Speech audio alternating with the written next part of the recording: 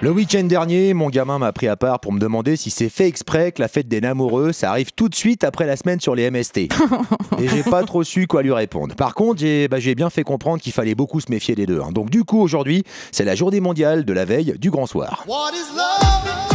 Ah, bien la musique. Ouh, alors vous emballez avec ça. Non, parce que pour nous les hommes, la Saint-Valentin, c'est un peu comme un contrôle qui compte double. Et encore, moi je suis marié, j'ai déjà trouvé un panier pour mes œufs.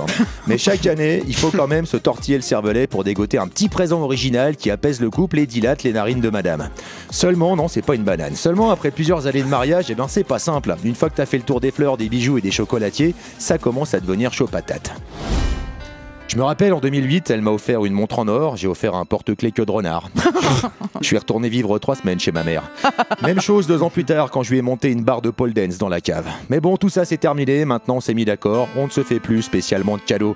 Mais quand même, je sens bien que si je rapporte pas un petit bouquet ou une connerie, je vais pouvoir me la mettre sur l'oreille, Valérie.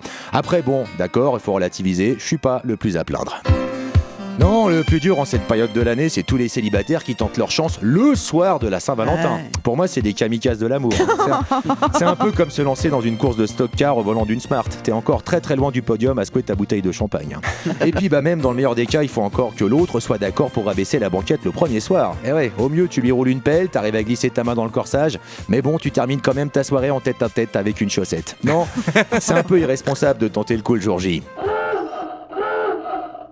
En plus, pour la fille, elle a tous les signaux qui s'allument. Je veux dire, elle comprend clairement que si tu veux je la refais. Elle comprend clairement que si tu veux la voir ce soir, c'est pas pour parler chiffon. Du coup, ça rend l'exercice super délicat.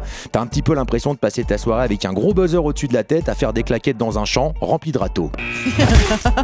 Donc je déconseille. Mais bon, à bien y réfléchir, c'est pas encore ceux que je plains le plus. Non, parce qu'après, je pense aussi à tous ceux qui sont en train de planifier une super soirée de rêve, là, à l'heure où on se parle, sans même se douter une seule seconde, qui vont se faire poser comme des merdes entre le dessert et le café. Désolé, on choisit pas le moment idéal. Bref. Et puis il y a les pires des pires, les oubliés de Cupidon, ceux qui sont tout seuls, qui n'ont aucun rendez-vous dans le viseur, mais qui vont quand même sortir dans l'espoir de rencontrer l'amour. Voilà, j'ai dit à mon gamin, le jour où t'en es là, tu viens voir papa.